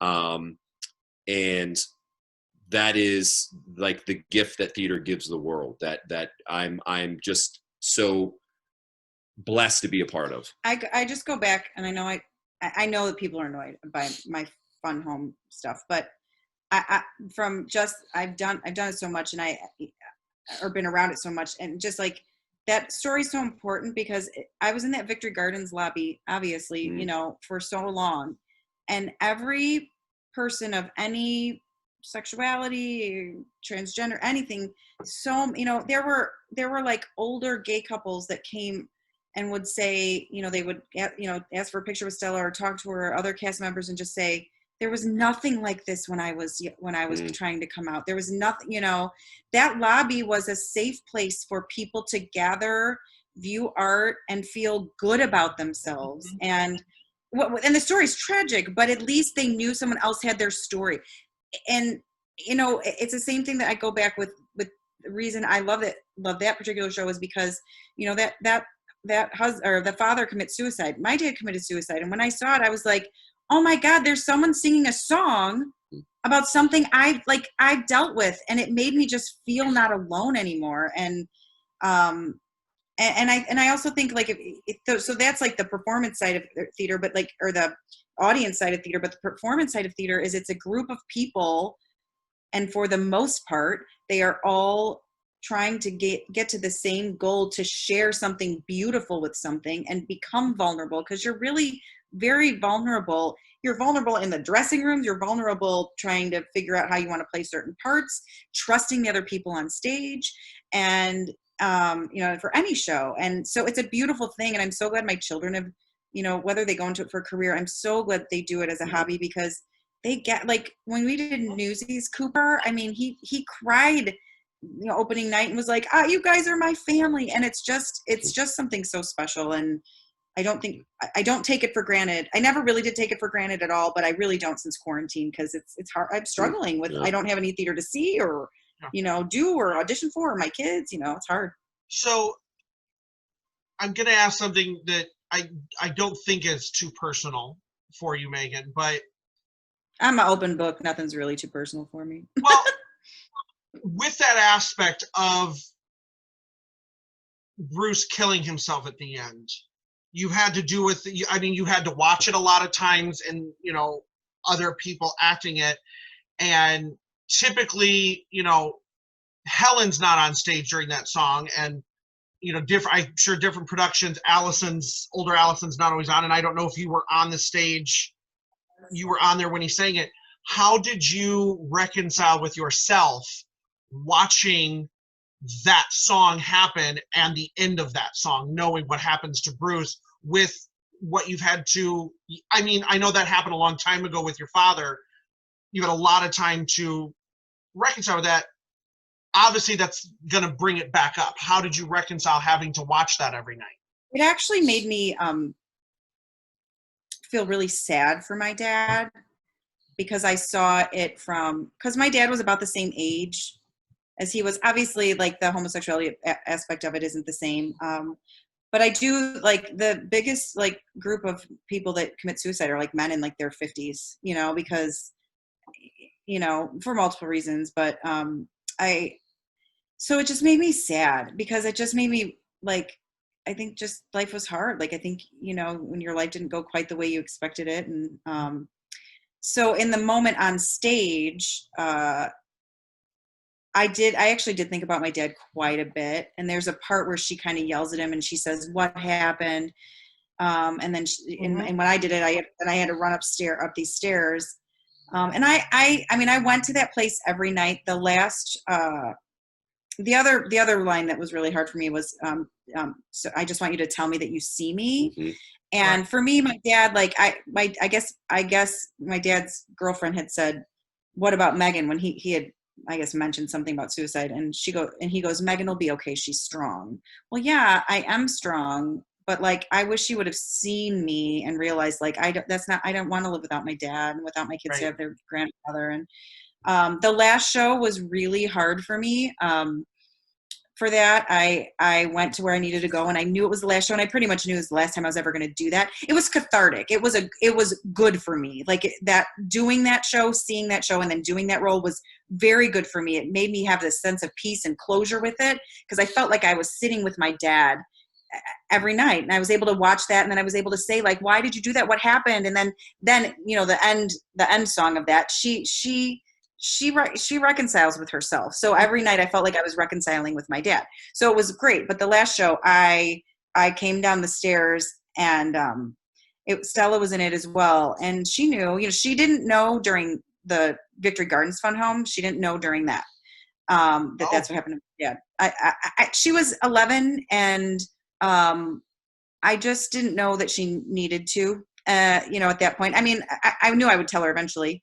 But she already had a lot of emotional stuff on her plate just being in the show, you know, at 11. So I didn't want to add that to her. But I knew she needed to know when I was playing the part, because she was going to see me probably cry harder than would be normal. So she was always just kind of there, like, because right before the bows, we stood behind this platform together, and she always just kind of pat me on the back. But the last one, when we came down the stairs, I was like in the dressing room, like sobbing, and she just gave me a hug, and but it was a good experience for me. I think it actually made me much healthier. On that same sort of flip side, not quite the same, but Joe, you were in college in the late 90s, correct? Mm-hmm. Yeah. So you did a few years back a play that I continuously think needs to be performed nonstop and is important. You did at the drama group, you did the Laramie Project. Yeah. And did you recently do that at school as well? Mm-hmm. Yes. Visiting it as an actor when you did it at the drama group, did it kind of, how did you feel knowing you were around that same age when that happened to him? Did that bring anything up? I mean, I know I don't always know what, your life was if you had gay friends back then, but that sort of thing, I wasn't old enough to know. I knew that happened, but yeah, what really was happening in the world, sort of a thing. Yeah, it's interesting because I did. I had gay friends in high school and at our community theater, but I would say maybe one or two were out, Mm-hmm. and the rest you knew, but they weren't comfortable to come out. Right. And it's always interesting. I always sort of think back to those friends. And some of which you're still maybe connected with on Facebook, but a number of them you're not, and you just it's funny. I think about them often, like hoping they're in a good place and a comfortable place, and that they have found the fulfillment and with some of the things that that our country has done to allow the LGBTQ plus community to be able to live a life that they should be living. Mm-hmm. I just hope that they have walked that path that has been laid for them finally. But the Laramie Project it's the one show in my life. I remember when we did the Laramie Project, and I remember going through the process with it. I was very fortunate to have two good friends in the show with me, and I was good friends with almost everybody in the cast, and obviously the closest that we had when it was all said and done. But I had two really good friends of mine in there, and Maureen Rafferty and Fred Harvey, and we were able to really talk about things a lot, and Chuck and Deb Cairns were very good with just sort of fostering a good environment. But there was just so much emotion in that show that it was really difficult to do. And from my life and going through and seeing, I went to a predominantly black school, so anyone who was perceived as homosexual was often ridiculed, Mm-hmm. Bullied, and that was tough because a lot of them were my friends, because I was involved in activities with them and trying to help to protect them and to shield them, and then what happens with Matthew Shepard, and then to tell his story. When that show ended, I'll never forget, we came out on stage and we all had our little platform places that we stood, and I stood on this top platform, and I could not keep it together. I couldn't. As brave as I tried to be through the rehearsal process, and as strong as I tried to be, I lost it. And I remember I was weeping, and it sucked because I was on this platform all by myself, and there was no one within arm's reach of me. And I was just so vulnerable and so emotionally spent. I was just weeping. And then I'm looking out in the audience, and I'm looking at people in the audience just weeping. And it was so tough. But then when I came in the next night, I realized that that was a good thing, that it was an opportunity to just have this cathartic emotional moment that I feel like I needed after a number of years of just, holding something like that back, of that, that sorrow I felt for my friends growing up in a time where they could not just be open, and feeling like, did I do enough? Could I have done more to help them or to protect them? And then being in that moment, it was really cathartic and necessary, which is why I fought my district tooth and nail to get that show done. And it took me over 5 years to finally convince the district to do it. And the superintendent came up to me after the show. She was weeping. She gave me this huge hug. And then she told me a story about an incident that she had within the district that affected her so deeply as it came to the protection of homosexuals. And she shared that with me. And I thought to myself, damn it, if someone in my district just would have talked to her instead of trying to decide what they thought she would want or not want, we would have done the show 5 years ago. Yeah. So that was really special and an important story to tell in so many ways. I'm going to move to something a little more lighthearted. Have there been any big onstage flubs, accidents, things like that maybe at the time were horrid or terrible to think about, but now you look back and you can't help but just laugh at how ridiculous they were? Well, in like one of the dress rehearsals of Fun Home, it wasn't a performance, but I went to go off stage after I was really at this big screaming match with Scott. And I don't know if it was like a wet spot or something, and my heel went like this, and I bit it harder than I've ever fallen before. I was like, "Hocha!" And I went, "Holy!" And then I swore, like in the middle of someone else's scene. That wasn't an actual show. Well, I loved during Picnic when someone couldn't remember a line, and I was sitting backstage. Me? No, it wasn't your line. No, she didn't make her entrance. Well, I don't remember what Reggie it was, didn't but make her entrance. so everyone's out on stage. I'm the only one off stage is Hal, because it's a non-moment. So I'm literally sitting right underneath the air conditioning duct because it was in the middle of summer and it was so hot. And I'm sitting there, and all of a sudden it's just dead silence on stage. and I'm sitting there going, what's going on? And then it's dead silence, and it's dead silence. And all I see is the front doors of the house open.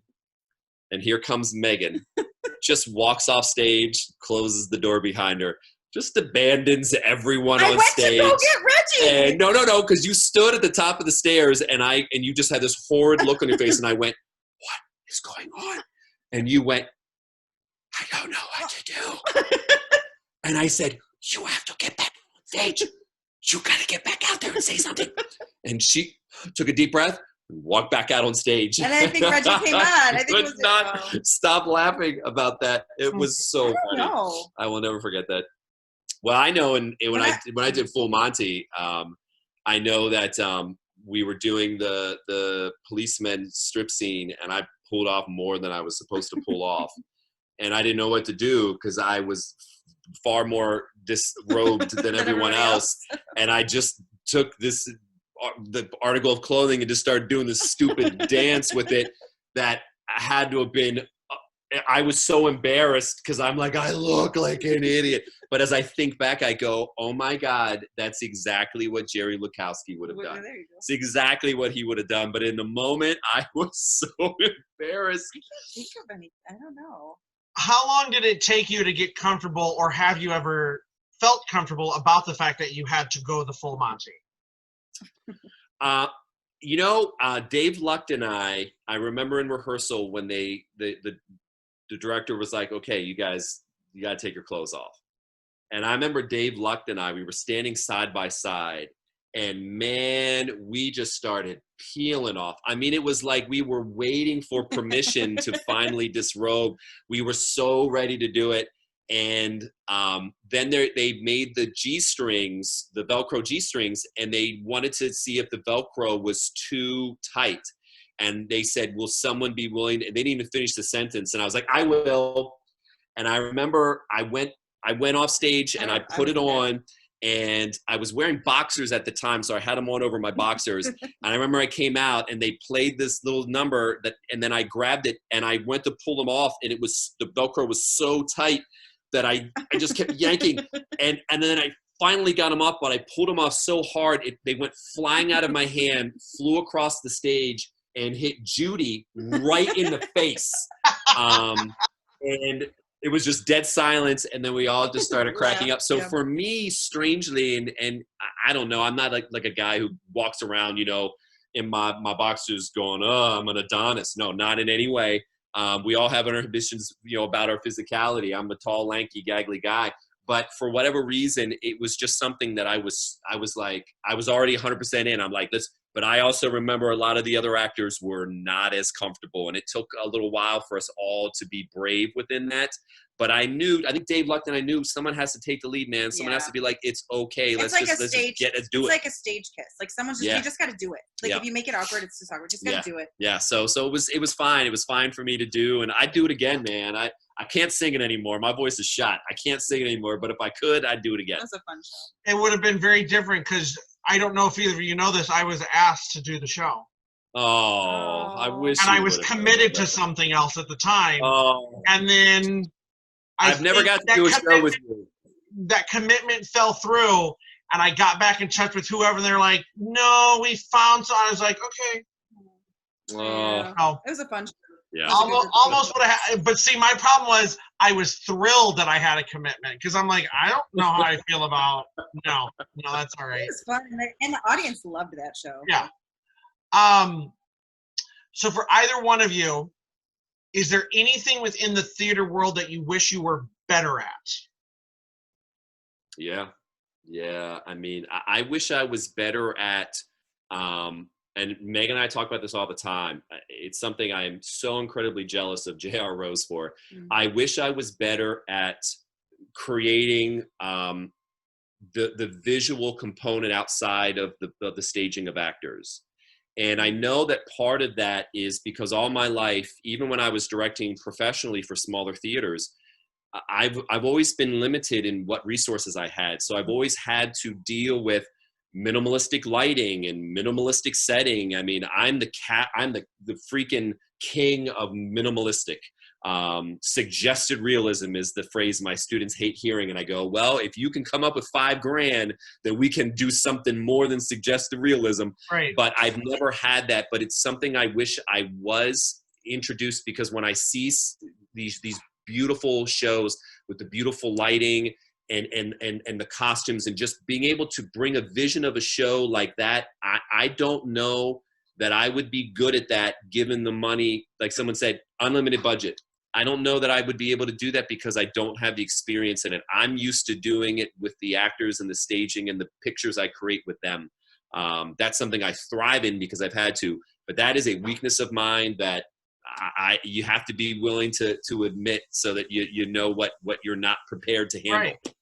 Right. I wish I had been a better dancer in my 20s, like after college, because I think my career would have gone differently. And any advice I give any musical theater actress is to be a better dancer, because that's how you get in. Like, I mean, not ever, some people have different paths, but I mean, if you think about it, there's, I'm trying to get back into, just before COVID happened, I started to do professional auditions again. And, there's just, now I'm too old, but like, I'm not an ensemble, I got called into a couple dance calls, and I'm, not only am I 15, 20 years older now than a lot of them, but I'm just not a strong enough dancer. And I wasn't even in my 20s. I'm a good mover. I can pick up choreography extremely easy. I'm a pretty good tapper, but I'm not going to be in a dancing ensemble. And so here I am, in my right after college, and I was getting called back with all the big, Second City divas, not in the bad term diva, but like all of the people that still have very successful careers. I was at those callbacks like for the first 2-3 years after college with those. It was like me and maybe one other young girl, and then all the big names, the Susie McMonigal, Susie Moniz, Heidi Kettering, those. It was, and then, but I couldn't even get in the ensembles because I wasn't a strong enough dancer. And so I couldn't work my way up, so I had to beat out those bigger names and those people that were getting cast, and I couldn't yet, so had I kept trying, like after the cruise ship come back and I had continued and kept my face there, it might have been slightly different. But like if Stella, I don't think she wants to go into it for a career, but she's really focused on it now that she's a little too old to do most children. I mean, she doesn't look like a kid anymore. Yeah. So we're focusing a lot on dance. In case she does, she will be a true triple threat. Yeah. I would say for you and anybody else that is worried about that, look up on Facebook I believe he's listed as Scuba Steve Gorski, Gorski. I did Legally Blonde with him at GSU, and then he choreographed The Wedding Singer for me. He's at several different studios. One of the best choreographers I've worked with. He made all of our actors who said, I'm not a dancer, they said, I felt like a dancer on stage. Yeah. And Thomas just started doing private lessons with him to learn 3 jazz, ballet, and tap things he doesn't really know. And he's done one lesson, and he came over and he goes, oh, he's not screwing around. I said, no, you want to learn those things. Yeah. He just knows how to teach at what your level is, and then to bring that level up. So look him up if you want to. There's no I'm not a dancer anymore, because there's someone that can teach you how to look like you are. Right. This is a more deep question. Do you desire to be known for what you do or who you are, and why? Oh. For me, it's what I do. I want to. I'm teaching high school. I'm affecting young minds, young journeys, and paths on a daily basis. And I do that even in the summertime, because I get messages from kids. You know, they post things, they're having issues or problems or questions about things, and I will private message them. I will, I'll reach out to them. I have kids that reach out to me privately. I went into theater wanting people to remember me.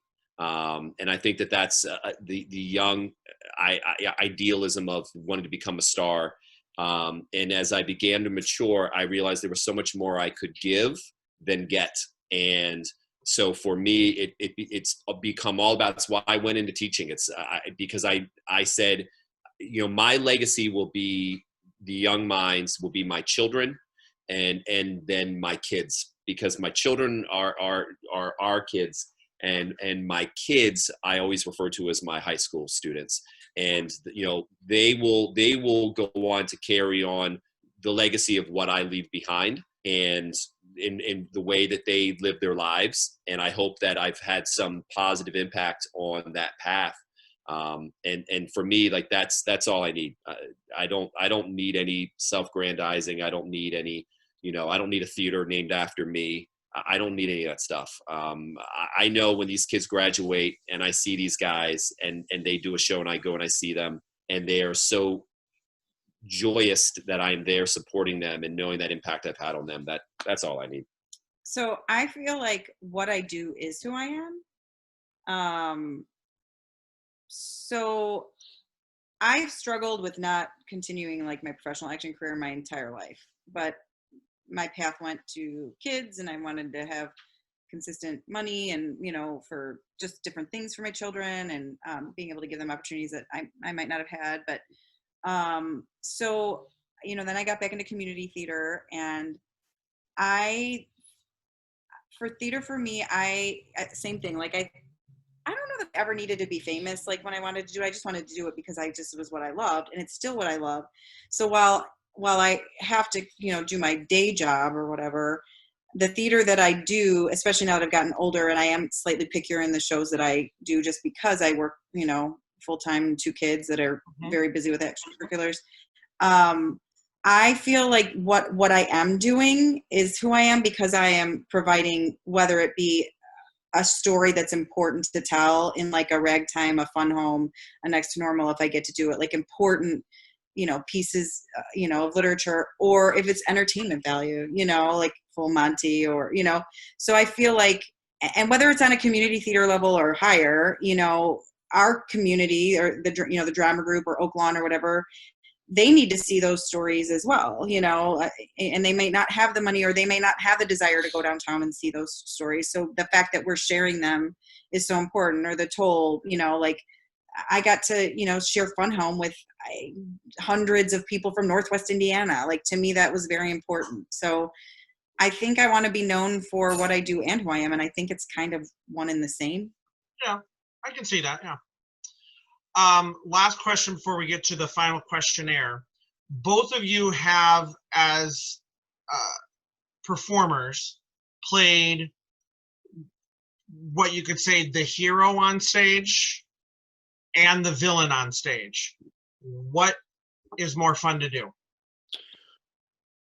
For me now, it's the villain, because I don't get the opportunity to do it very often, and it's unique and it's fresh and it's new.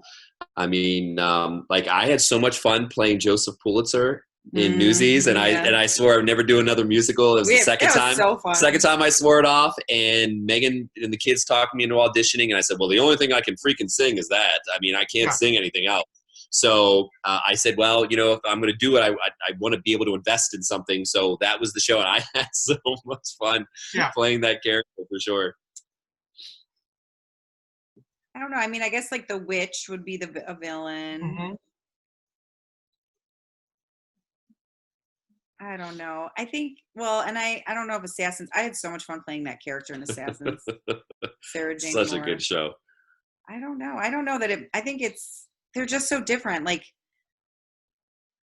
Mother in Ragtime obviously is a hero in that story. I think, and that was that just felt really good. The end scene where, young Colehouse walks out and,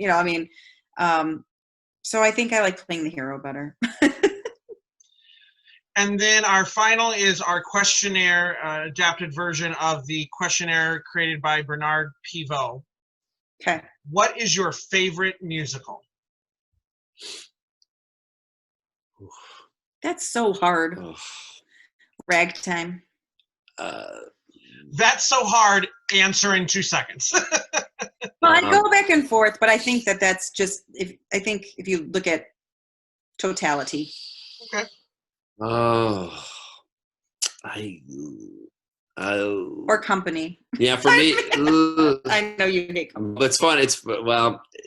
I'm not going to go with nostalgia. I'm going to say Next to Normal is mine. Okay. What is your least favorite musical? Or did we just get Joe's answer? He's just tired of me doing it. Least favorite musical for me is, it used to be Little Shop of Horrors until I saw it at Mercury. For me, it's, I don't know. Least favorite musical. I don't love all of I am not a fan of The Sound of Music on stage. It's more fun to be in than it is to watch, I think. I don't know. Let me think about it. I don't know. I think Sound of Music for me. Cats. Cats is pretty much, it's up there too. And I was in it, and it was fun to be in it, but Yeah. What's your favorite play?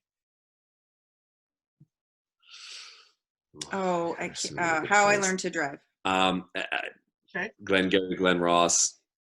And your least favorite play? Waiting for Godot. My son was just in it. It was. Waiting for Godot is one of my top 5 of all time. That's so sad, but I get it. My least favorite play. That's tough. Whether you've read it or you've seen it, and then you went, I don't ever have to see this ever again. Like that was not the production, just the show. I'll say I've seen Cats twice on stage. There were great performances, but I'm like, this show makes no sense. I don't ever need to see. No, I don't ever need to see the Seagulls ever. What's this? Is that a Chekhov? Chekhov. Okay, all right. You can put almost any Chekhov show. All right. Chekhov. What is your favorite word? Truth. It's tattooed on me. Well, the Japanese symbol is tattooed on me. I think that's what it says. I was about to say, are you sure that's what it says? Not sure, but that's what they said. I know. You see, that's like such a beautiful answer. Mine is the F word. Okay.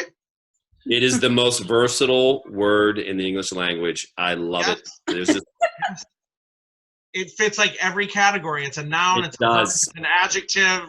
It's everything. Yep. Pain, joy, sorrow, everything. What is your least favorite word?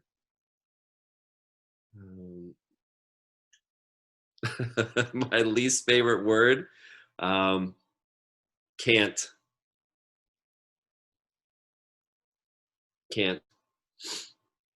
Hypocrite. Okay. What sound or noise do you love? Laughter. Yeah, my kid's laughing. What sound or noise do you hate? Young girls screaming. It's the worst thing. He had to take Stella and some Ever. girlfriends to a concert. I had a feeling that's where that was leading to. B96 Bash, man, and it was a 5-hour concert. Girls screaming. Okay.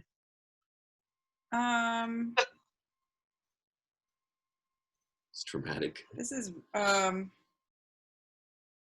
well, if I'm gonna get, actually lots of noises bother me as I get older. I think I have that weird thing where like if you hear like a little noise and you're like, oh. But I think like painful crying, like when someone's just so sad, it's like real painful crying. What profession, and this can count as being an actor, actress, director, teacher, whatever it is, what profession other than your own would you like to attempt? Lawyer. I guess I've already attempted being an actor professionally. That's the thing. Like I think that's what I'm really good at. I always say I'm not good at much else. So I mean, like, is there a hobby that you think about? Like, oh, I'd love to be, I'd love to be a woodland or something. Okay, if I didn't want to do theater, I would love to be a really, really successful realtor. I had my real estate license for 1.5 years. I was really good at it. I really enjoyed it. I was going to say interior decorator because you talk about that all the time. I'd love to come in here and just. Or, okay, I do say that I just want to pick out lights for houses. I like to do the lighting. But no, I think I would be a really successful realtor, but I don't want to give up my nights and weekends because I can't do theater. Well, I'm saying I'm going back to law school. I mean, it's not asking a question like, are you going to like? No, but I'm just saying, like, he's not trying to change your career path. If theater was not in my life, then right. What profession would you not like to attempt?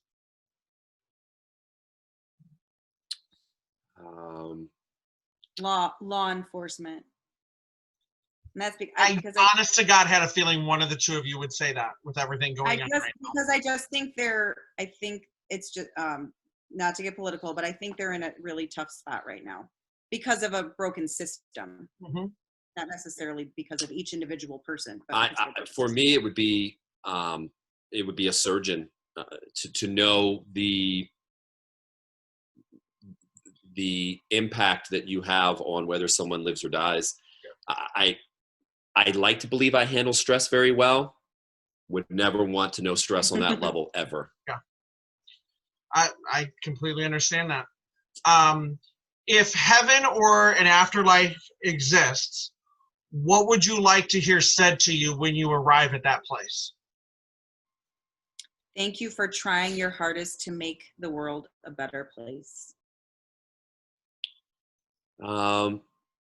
I just need to hear your friends and family are waiting for you. That's all I need.